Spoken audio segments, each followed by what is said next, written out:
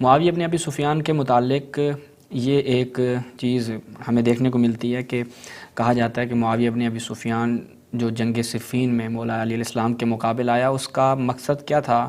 عثمان کے قتل کا قصاص لینا، وہ بدلہ لینا چاہتا تھا۔ یہ تاثر جو ہے وہ پیش کیا جاتا ہے، جبکہ حقیقت اس کے برعکس ہے۔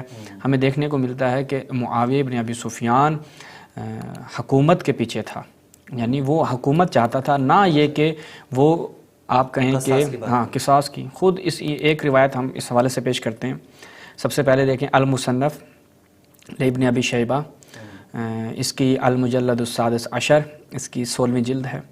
جب ہم اس میں جاتے ہیں تو یہاں پر کتاب الامراء میں روایت نمبر 31197، حدثنا ابو معاویہ عن الاعمش عن عمرو بن مرہ عن سعید بن سوید قال، وہ کہتے ہیں صلی بنا معاویہ الجمعہ بن نخیلہ فی الضحیٰ، کہ ہم نے معاویہ کے ساتھ نخیلہ کے مقام پہ جمعے کی نماز ادا کی۔ ثم خطبنا، پھر معاویہ نے کیا ہمارے لیے خطبہ دیا۔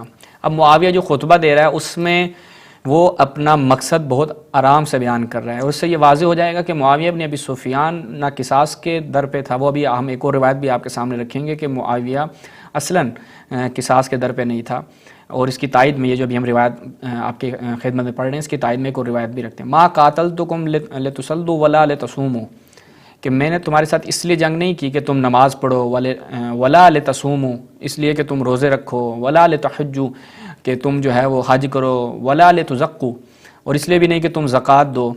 وقد اعرف انکم تفعلون ذلک، میں جانتا ہوں کہ تم یہ سارے کام کرتے ہو، نماز بھی پڑھتے ہو، تصوم روزے بھی رکھتے ہو، تحجو حج بھی کرتے ہو، تزکو اور زکوٰۃ بھی دیتے ہو۔ قد اعرف، میں یہ جانتا ہوں کہ انکم تفعلون ذلک، تم سب یہ کام کرتے ہو۔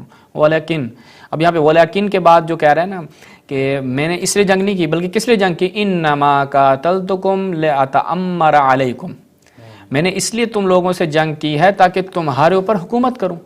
میں حکومت کے در پہ ہوں، مجھے کوئی سروکار نہیں ہے میں تمہارے اوپر آ کر نماز روزوں کے لیے تمہارا تزکیہ نفس کروں یا احکام شریعہ کو تمہارے اوپر نافذ کروں۔ میں تو بس حکومت کرنا چاہتا ہوں، میرا مقصد تمہارے اوپر حکومت کرنا ہے۔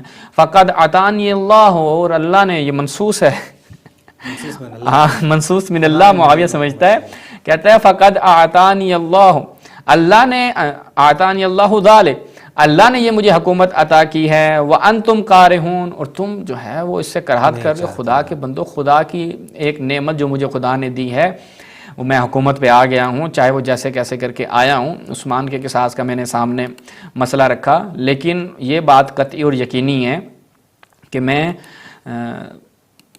آپ کی خدمت میں عرض کروں، تم پہ بس حکومت کرنا چاہتا ہوں۔ اچھا، اب آیا یہ قصاص چاہتا تھا معاویہ، جو ہے وہ عثمان کا قصاص چاہتا، خود معاویہ اس چیز کا منکر ہے۔ ملاحظہ فرمائیں فتح الباری بشرح صحیح البخاری للحافظ احمد بن علی بن حجر عسقلانی، یہ اپنی المجلد السادس عشر، اچھا اس کی بھی 16ویں جلد تھی، اس کی بھی 16ویں جلد ہے، کیا حسین اتفاق ہے۔ اچھا، جب اس میں ہم جاتے ہیں کتاب الفتن میں تو یہاں پر وہ کہتے ہیں کہ وقد ذکر یحییٰ بن سلیمان الجعفی احد شیوخ البخاری فی کتاب الصفین فی تعلیفہ بسند جید، یعنی صحیح سند کے ساتھ، ان ابی مسلم الخولانی، ابی مسلم خولانی سے یہ روایت ہے، سند بھی جید ہے، یعنی قابل قبول ہے، قابل احتجاج ہے۔ انہ قال لمعاویہ انت تنازع علیا فی الخلافہ او انت مثلہ، یعنی تم علی کے ساتھ جو تنازع کر رہے ہو خلافت کے معاملے میں، یعنی تم واقعی جھگڑ رہے ہو، خلافت کا مسئلہ ہے، یا تم علی کو اپنے کو علی کی مثل سمجھتے ہو؟ قال لا وانی لا اعلم انہ افضل منی واحق بالامر، ایسی بالکل کوئی بات نہیں ہے، بات سنو، وہ مجھ سے افضل ہے، علی مجھ سے کیا ہے؟ افضل ہے، اور حکومت کا، اس امر کا، یہ امر کا معنی جہاں پہ بھی آتا ہے حکومت، جب تک کوئی اور کرینہ نہ ہو تو یہ حکومت کے معنی میں ہی استعمال ہوتا ہے، اور بالخصوص جب باب بھی انہوں نے اسی ذیل میں لے کر آ رہے ہوں، تو علی کو تو میں خود سے افضل سمجھتا ہوں اور حقدار سمجھتا ہوں۔ اچھا، لیکن الستم تعلمون، تم لوگ نہیں جانتے، ان عثمان قتل مظلوما، کہ عثمان جو ہے وہ مظلوم قتل کر دیا گیا، وانا ابن امہ، اور میں اس کے چچا کا بیٹا ہوں، و ولیہ ہوں، اور میں اس کا کیا ہوں؟ ولی ہوں، اطلب بدمہ ہی، اور میں اس کے خون کا بدلہ لینے والا ہوں. اچھا جی، اب ایک عجیب سی بات یہ ہے، یہ ولی ہوں کہا ہے تو اس کے اوپر کیا دلیل ہے کہ وہی ولی ہے؟ وہ ولی تو بیٹا ہوگا، ہاں چاچا زاد بھائی تو نہیں ہو سکتا. اس کی اولاد تھی، وہ خود علماء نے بیان کیا ہے. انشاءاللہ پھر کسی پروگرام میں، ایک جو ہم سیریز میں آج ہی وہ مطلب میں نے اس کا سکین بھی بنایا تھا، انشاءاللہ کسی پروگرام میں بیان کریں گے. تو وہ کہتے ہیں، پھر وہ امام علی کے پاس آتے ہیں وہی لوگ جو معاویہ سے کہہ رہے تھے، ٹھیک ہے، اور فقولوا لہ یدفع لنا قتلۃ عثمان، وہ کہتے ہیں کہ امام علی سے کہتے ہیں کہ آپ ہمیں عثمان کے قاتلین جو ہیں وہ دے دیں، مہربانی آپ کی. اب امام علی سے بات ہوتی، اب امام کیا فرماتے ہیں؟ فقال، امام فرماتے ہیں یدخلوا فی البیعہ، بھائی معاویہ میری بیعت کر لے، ٹھیک ہے، وَيُحَاكِمُهُمْ إِلَيَّ، اور وہ جو قاتلین ہیں میری بیعت کر لے. بیعت جب میری کر لے گا، اس کا مطالبہ کیا تھا؟ قصاص کا تھا. انہی لوگوں کو میرے پاس محاکمے کے لیے رکھے، بھائی آئے بینے پیش کرے، ثبوت پیش کرے کہ یہ شخص عثمان کا قاتل ہے، یہ میرے پاس ثبوت ہیں، یہ لوگ اس کے گواہ ہیں، فلاں فلاں، جو ایک اس کا پروسیس ہے اسی کو فالو کرے. امام علیہ السلام نے بہترین آفر دی کہ معاویہ کس چیز کے در پہ ہے؟ وہ کہتا ہے کہ میں عثمان کے قتل کا بدلہ لینا چاہتا ہوں، قصاص لینا چاہتا ہوں، وہ بڑا مظلوم مارا گیا تھا.